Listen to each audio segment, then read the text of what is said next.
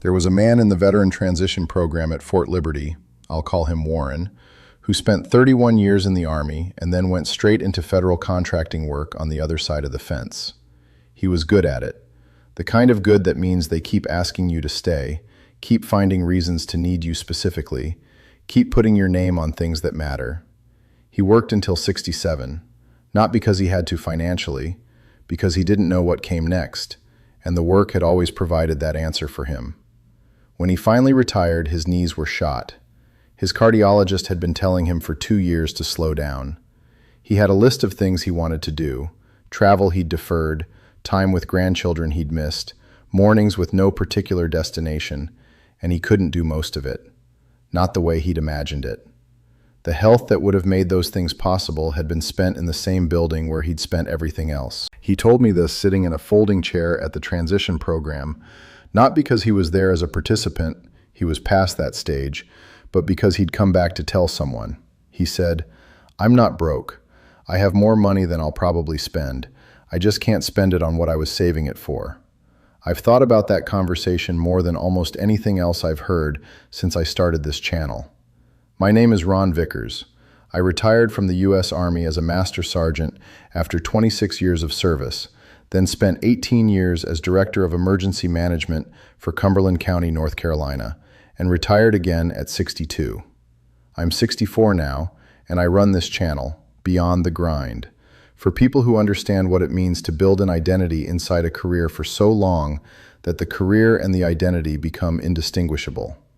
If that's the kind of conversation that's useful to you, subscribe.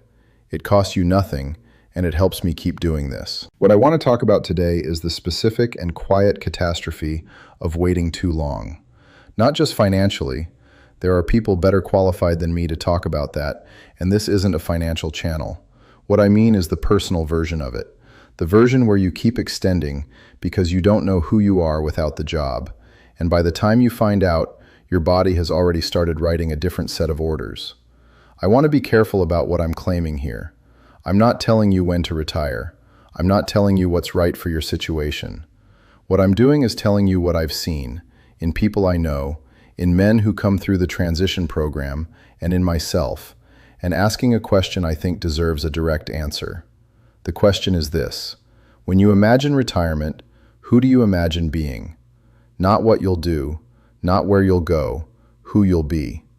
Because for a lot of the men I've known, military, first responders, emergency management lifers, the answer to that question is so genuinely uncertain that we find reasons to postpone the whole situation. We stay in roles we've outgrown. We take on one more year, one more project, one more contract. We tell ourselves it's financial prudence or professional obligation, and sometimes it is, but sometimes it isn't. Sometimes it's the specific fear of meeting the person who lives in the silence after the job ends. Warren told me something else later in that same conversation. He said, "I knew who I was at Fort Benning. I knew who I was in the contracting office. I had no idea who I was at home on a Tuesday afternoon with nothing required of me. So I kept going back to places that gave me the answer." That is the most honest sentence I've heard about why men like us stay too long. I'll tell you what it felt like from my side. When I retired from the Army at 44, I told myself I was ready. I had a pension. I had options. I had 26 years of experience that the civilian world needed. What I had not fully accounted for was that for 26 years, the Army had been answering the question of who I was every single morning. The uniform was part of it. The rank was part of it. But more than either of those, it was the consequence. Everything I did mattered to someone specific, in a verifiable way, with real stakes attached. The Army gave me a version of myself that was legible, to me, to the people around me, to anyone who needed to know where I stood and what I was for. 4 months into that retirement, I took a county job. I've been honest about this on the channel before. That was not a planned career transition. That was a man escaping the disorientation of not knowing who he was without a mission. The county job gave me another 18 years of external consequence, another structure that answered the identity question before I had to answer it myself. When I retired the second time at 62, I didn't have that option. I had to actually find out. Patty, my wife, who has watched both retirements from the closest possible distance and has been accurate about what she saw in ways I find uncomfortable, told me in month 7 that I was running a mission where the objective was not being miserable. She said I was hitting all my metrics and it wasn't working. She was right. I had built a retirement schedule. Wake at 5:30, exercise, a list of tasks, a structure for the day. I was executing it with complete consistency and feeling, underneath all of it, a hollowness that the execution wasn't addressing. The problem wasn't that I didn't have enough to do. The problem was that none of it had consequence outside myself. I hadn't yet learned how to be sufficient justification for the things I was doing. 44 years of external accountability had not prepared me for the question of whether I, alone, was a good enough reason to do something. I tell you all of this because it's the necessary context for what I want to say about waiting. The men who wait until 67, 68, 70, and I know several of them, not just Warren, are often not waiting because they love the work. They're waiting because the work is solving a problem for them that they haven't named yet. The problem is, I don't know who I am when this is gone. And the solution they've found is, if I never leave, I never have to find out. That is an understandable solution. It is also, over time, an expensive one. Here's what I mean by expensive. The body keeps its own ledger. I watched this in the Army. Not the wounds from downrange, which are their own accounting, but the slower accumulation of 40 years of physical demands. The sleep disruption, the sustained stress, the deferred maintenance that comes with careers where you don't stop for injuries because stopping isn't an option. By the time a man like Warren gets to retirement, he has already spent significant portions of the physical capital that retirement is supposed to redeem. At 67, you are not the same person you would have been at 62. The joints are different. The energy is different. The recovery time is different. This is not a complaint or a tragedy. It is a fact of the biology, and it applies to everyone. The question is what you've planned to do with the years when the body was still negotiating on your behalf. I know a man, not military, but a fire captain, 32 years with the same department, who retired at 68 because the department kept asking him to stay, and he kept saying yes, because saying yes was the answer to the question he couldn't face. 2 years into retirement, his wife told me, not him, his wife, in the way that spouses of men like this tell the truth sideways. She said, he spent 30 years talking about the trip they were going to take to Portugal. His parents were from there. He wanted to show his grandkids where the family was from. And now his back is bad enough that international travel is genuinely difficult. Not impossible. Difficult in the way that makes you weigh it each time. That trip went from something he was going to do to something he has to decide whether he can still do. That is the ledger I'm talking about. I am not saying he made the wrong choice by staying. I am saying that the currency you spend doing the thing you haven't retired from is the same currency you were planning to spend doing the thing you retired for. And that currency is not printed in unlimited quantities. You have what you have. How you spend it is the actual financial decision, and it is one that no investment calculator includes. There's another layer to this that I want to be honest about, because I think it gets skipped in conversations about retirement timing. It's not just the body, it's the will. There's a version of yourself, and I'm speaking to the people who spent decades in total institutions, careers where the institution organized everything. There's a version of yourself that only exists when nobody is watching your performance. Not the uniform version, not the rank version, not the department version. The person you are at 7 in the morning when there's no formation to hold and no shift to start and no meeting to run. That person, for many of us, is someone we have not spent significant time with. We know the mission version. We know the professional version. We don't always know the other one.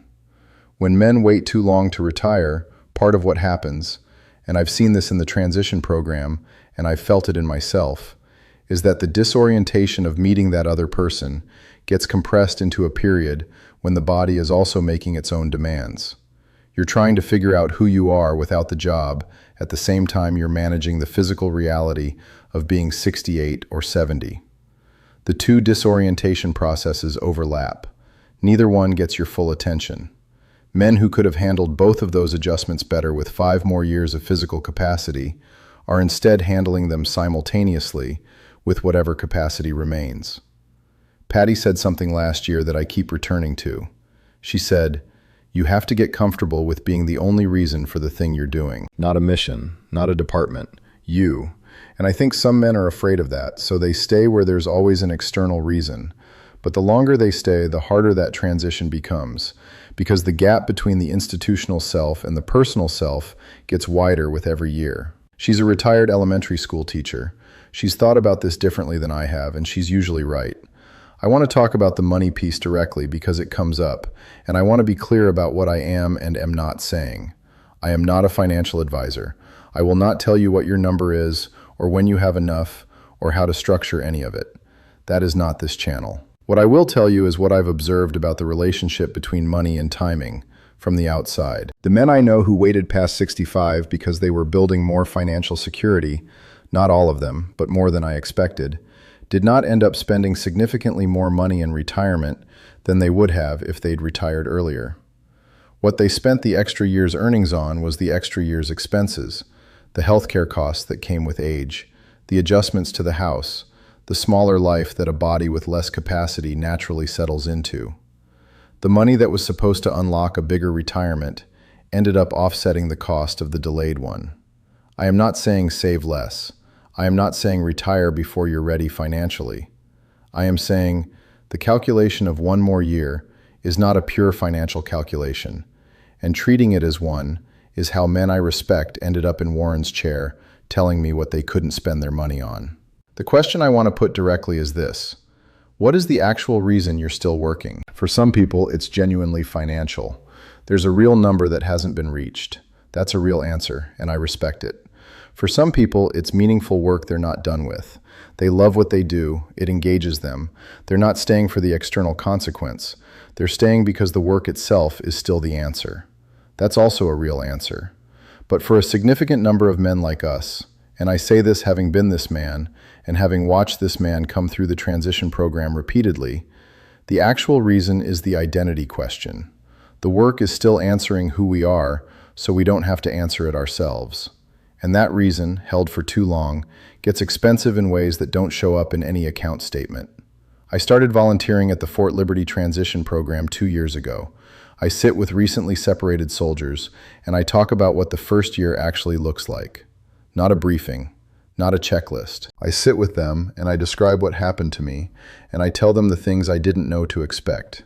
The disorientation, the hollowness underneath a functioning structure, the specific difficulty of learning to value internal motivation when you've lived inside external consequence for your entire adult life. I do this because my son Derek, 38 years old, Army veteran himself, high school history teacher in Raleigh now, told me 2 years ago that other men needed to hear this, and not from a therapist, from someone who'd been in it. I have been in it, twice. The men coming out of the Army at 22 and 28 are figuring this out with their whole lives in front of them. That's one problem.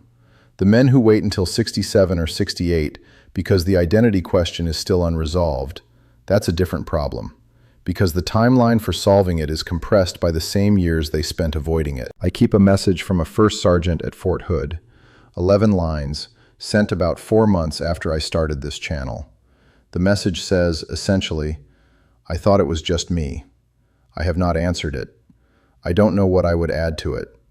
But I've read it more than once, and what it tells me is that the loneliness of this specific transition is real and widespread in a way that the men living it don't usually say out loud. This video is for the men who are still on the other side of that transition, still working, still deferring, still finding reasons to stay one more year. I am not telling you to leave. I am asking you to be honest about why you're staying, not the reason you give at dinner. The reason that's true at 5 in the morning when there's nothing in front of you but the question. Because here's what I've learned, 2 years into the retirement that is actually the hard one. The disorientation is survivable. The identity question has an answer, and you are capable of finding it, and the person you find on the other side of it is someone worth meeting. But meeting that person takes time and takes health, and both of those are finite.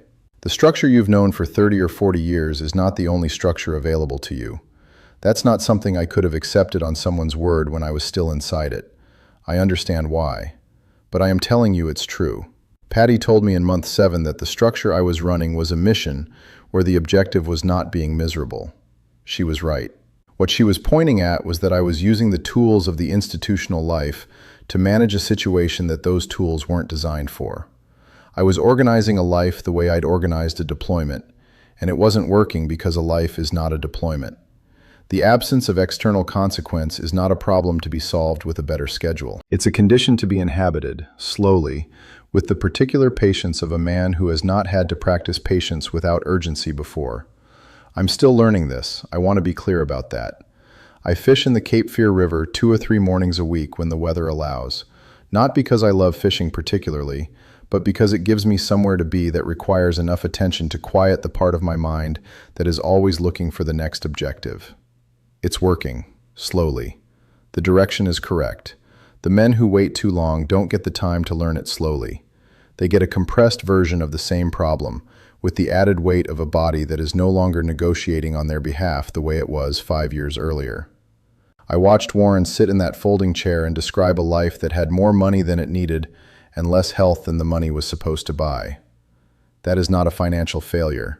That is a failure of timing that wore a financial rationale for 30 years. I don't want that for you. That is the entire reason I'm saying this directly, without softening it. The version of you that only exists when nobody is watching your performance, the one that isn't a rank or a title or a department, that person is waiting. He has been waiting for a long time. He deserves more than the years that are left after the body starts sending different signals.